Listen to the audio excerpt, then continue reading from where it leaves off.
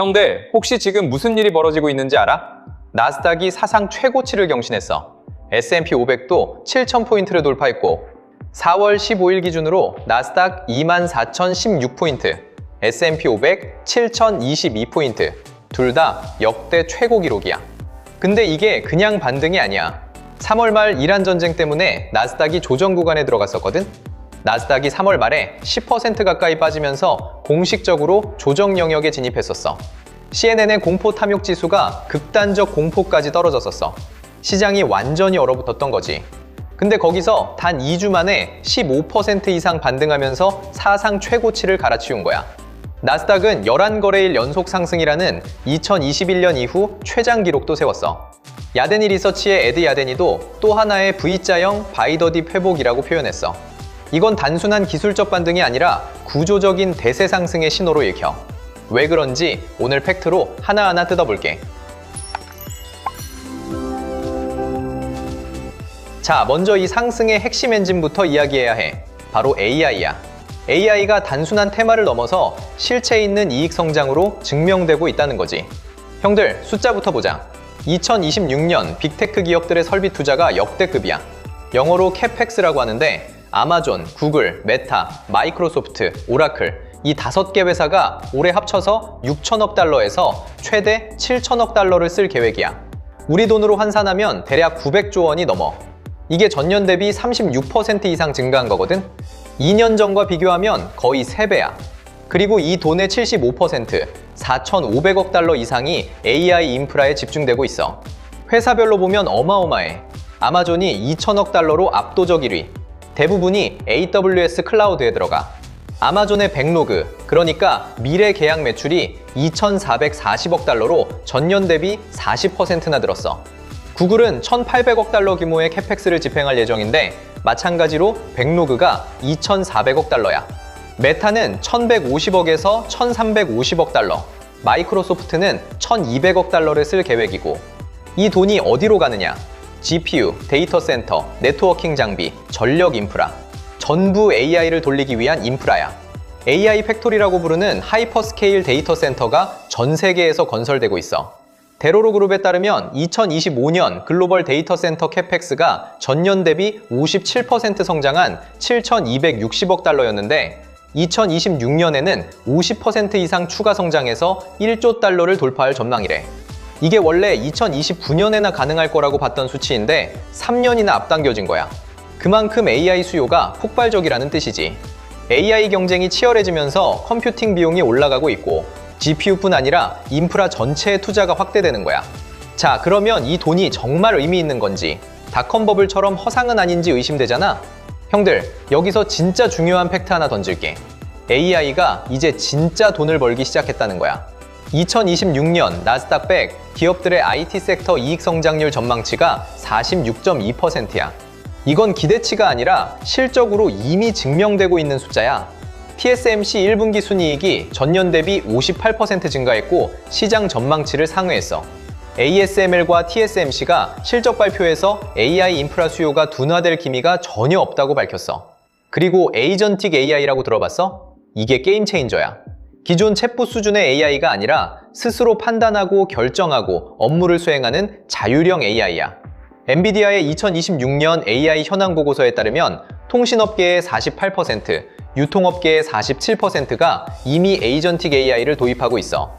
가트너에 따르면 2026년 말까지 기업용 앱의 40%가 AI 에이전트를 탑재할 전망이야. 2025년에 5% 미만이었던 게 1년 만에 8배가 된 거야. 이 속도가 말해주는 게 있잖아. 실제 사례를 보자. 세일즈포스가 좋은 예야. 4분기에 에이전트 포스 딜만 22,000건을 성사시켰고 전분기 대비 50% 성장했어. 에이전트 포스와 데이터 클라우드 합산 연간 반복 매출이 18억 달러를 돌파했어. 3개월 전보다 4억 달러가 늘어난 거야. 세일즈포스 플랫폼이 분기에 처리한 AI 토큰 수가 11조 1,400억 개야. 이건 고객들이 테스트가 아니라 실제 프로덕션에서 AI를 쓰고 있다는 증거야. 서비스나우의 나우 어시스트도 연간 계약가치 6억 달러를 돌파했어. 이건 진짜 기업들이 AI한테 돈을 내기 시작했다는 뜻이야. 투자만 하고 돈은 못 버는 닷컴 버블과는 완전히 다른 상황인 거지. 닷컴 버블 때는 매출 없이 기대감만으로 주가가 올랐다면 지금은 실적이 주가를 밀어올리고 있어. 이게 결정적인 차이야. 여기서 밸류에이션도 짚어보자. 나스닥 100의 선행 PER이 약 25배야. 비싸다고 느낄 수 있어. 실러 PE 기준으로 40배가 넘어서 닷컴 버블 이후 두 번째로 높은 수치거든? 하지만 46% 이익 성장이 실현되면 현재 밸류에이션은 충분히 정당화돼. 기업의 이익이 빠르게 늘면 높은 PER은 자연스럽게 정상화되거든. 핵심은 이익 성장이 지속 가능하냐는 건데 캐펙스 숫자를 보면 답이 나와. 오펜하이머와 모건 스탠리도 지정학 리스크만 해소되면 나스닥 추가 상승이 가능하다고 보고 있어. 특히 하반기에 연준이 금리를 내리기 시작하면 성장주 할인율이 낮아져. 그러면 테크주 밸류에이션이 강하게 리레이팅 될 수 있어. 결론적으로 나스닥은 AI 실적이라는 탄탄한 기반 위에 서 있고 대세 상승의 초입이라고 볼 수 있어. 자, 그러면 이제 두 번째 이야기로 넘어가 볼게. 형들, 중국 테크 시장 어떻게 보고 있어? 항생 테크 지수가 아주 흥미로운 위치에 있어. 작년에 23% 올랐거든. 그 상승의 방아쇠를 당긴 게 딥시기야. 딥시기 R1 모델을 공개하면서 중국 AI가 미국과의 격차를 빠르게 좁히고 있다는 인식이 퍼졌어. 도이체방크는 차이나 이스 더 월드라는 강력한 제목의 보고서를 냈고 모건 스탠리도 글로벌 투자자들이 중국 AI를 과소평가해왔다고 인정했어. 골드만삭스도 중국 주식의 캐치업 랠리를 예상했지. 핵심은 밸류에이션 갭이야. 항생 테크 지수의 평균 PER이 20.5배야. 나스닥은 31배거든. 같은 AI 테마에 노출돼 있는데 밸류에이션은 3분의 2 수준이야. UBS 글로벌 웰스 매니지먼트도 중국 테크를 가장 매력적이라고 평가했어. 텐센트, 알리바바, 바이두, SMIC가 항생 테크의 핵심이야. 알리바바가 딥식 모델을 클라우드에 통합하고 에이전틱 AI 플랫폼 우쿵을 출시한 건 상징적이야. AI 인프라에 1,000억 달러를 투자하겠다고 발표했거든. 미국 엔비디아 수출 규제가 오히려 중국 자체 AI 칩 수요를 폭발시켰어.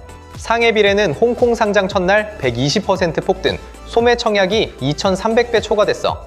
UBS는 이전 4G, 5G, 클라우드 랠리와 비교하면 AI 관련주가 추가로 50에서 100% 상승할 수 있다고 봤어. 물론 리스크가 있어. 중국 정부 규제, 미중 기술 분쟁 격화. 그래서 항생 테크는 올인이 아니라 포트폴리오의 일부로 가져가는 거야. 밸류에이션 갭이라는 확실한 안전 마진을 활용하는 전략이지. 자, 세 번째 퍼즐 조각. 한국 반도체야. 이 얘기를 안 할 수가 없어. 형들, SK 하이닉스 숫자 들으면 진짜 소름 돋을 거야. 2026년 1분기 컨센서스가 매출 50조 원, 영업이익 34조 8천억 원이야. 전년 동기 대비 매출 184%, 영업이익 368% 급증이야. 일부 증권사는 영업이익이 40조 원을 넘길 수도 있다고 봐. 그리고 영업이익률이 70%를 넘을 전망이야. 하드웨어 제조업에서는 전례가 없는 숫자야. 파운드리 절대 강자 TSMC보다도 높아. 이 괴물 같은 수익성의 비밀이 HBM이야. 고대역 폭메모리라고 하는데 AI 가속기의 핵심 부품이거든. HBM은 일반 DDR5 대비 판매가가 5배에서 10배 높은데 생산 원가는 3배에서 4배 수준이라 압도적인 마진이 나와. SK 하이닉스의 HBM 시장 점유율이 2025년 2분기 기준 62%야. 엔비디아 내 물량 기준으로는 2026년에도 63%로 1위 유지 전망이고 연간 전망은 더 놀라워. 대신증권은 SK 하이닉스 2026년 매출 165조 원, 영업이익 100조 원으로 전망했어. 영업이익 100조 원이야, 형들. 영업이익률 60%가 넘는 하드웨어 회사라니. 소프트웨어 기업도 부러워할 숫자야. HBM 수요의 핵심 원인을 보면 AI 학습과 추론에 쓰이는 서버 한 대당 필요한 메모리 용량이 계속 늘고 있어. 더해서 기업용 SSD 수요도 폭발하면서 낸드까지 같이 올라가는 구조야. 삼성전자도 빼놓을 수 없지. 2026년 1분기 매출 124조 원, 영업이익 41조 3천억 원 전망이야. 삼성전자의 DS 부문이 37조 2천억 원 영업이익으로 실적을 주도해. HBM3 인증을 받으면서 점유율 회복이 빨라. 3분기에 HBM 점유율이 17%에서 35%로 급등했어. HBM4에서 삼성전자가 진짜 승부를 걸고 있어. 4나노미터급 D램 개발 성공, 엔비디아 차세대 칩 루빈 공급을 노리고 있지. 뱅크 오브 아메리카는 2026년을 90년대 호황기와 유사한 메모리 슈퍼사이클로 정의했어. SK 하이닉스를 글로벌 메모리 업계 톱픽으로 꼽았고 글로벌 D램 매출 전년 대비 51%, 낸드 45% 급증 전망이야. WSTS도 2026년 글로벌 반도체 시장이 약 9,750억 달러에 달할 것으로 전망했어. 1조 달러에 근접하는 수치야. 메모리 부문이 30%대 성장으로 전체를 견인하고 있어. 디램 가격이 11개월 연속 상승 중이고 낸드는 15개월 연속 상승하며 사상 최고가를 경신했어. 구조적인 공급 부족이야. AI 서버 수요가 워낙 폭발적이라 메모리 공급이 못 따라가고 있어. 자, 이제 큰 그림을 그려볼게. 지금 뭐가 벌어지고 있는 건지 정리하자. 첫째, AI는 더 이상 미래의 이야기가 아니야. 하이퍼스케일러들이 700조 원 가까이 쏟아붓는 진짜 산업이야. 둘째, 에이전틱 AI로 실제 매출이 만들어지고 있어.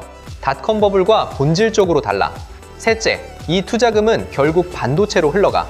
GPU, HBM, DRAM, 낸드 전부 필요하니까. 그래서 내가 생각하는 최적의 전략은 이거야. 핵심은 나스닥이야. AI 대세 상승의 중심에는 미국 테크가 있어. 엔비디아, 알파벳, 아마존, 메타, 마이크로소프트. 이 기업들이 AI 인프라를 짓고 서비스를 만들고 돈을 버는 전체 생태계의 중심이야. 나스닥 ETF나 빅테크 개별 종목을 포트폴리오의 핵심으로 가져가는 게 맞아. 여기에 항생테크를 일부 편입해. 밸류에이션 갭이 너무 크고 중국 AI 생태계가 빠르게 성장하고 있으니까. 나스닥 대비 밸류에이션 할인이 크니까 같은 AI 성장에 노출되면서도 더 싸게 탈 수 있어. 마지막으로 한국 반도체. SK하이닉스와 삼성전자는 메모리 슈퍼사이클의 최대 수혜주야.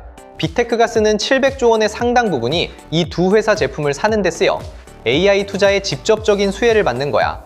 코스피 PBR도 1.3배로 일본 1.6배, 대만 3.4배 대비 여전히 저평가야. 정리하면 나스닥을 중심축으로 잡고 항생테크와 한국 반도체를 위성처럼 배치하는 거야. AI가 만드는 이 거대한 투자 사이클은 이제 시작이야.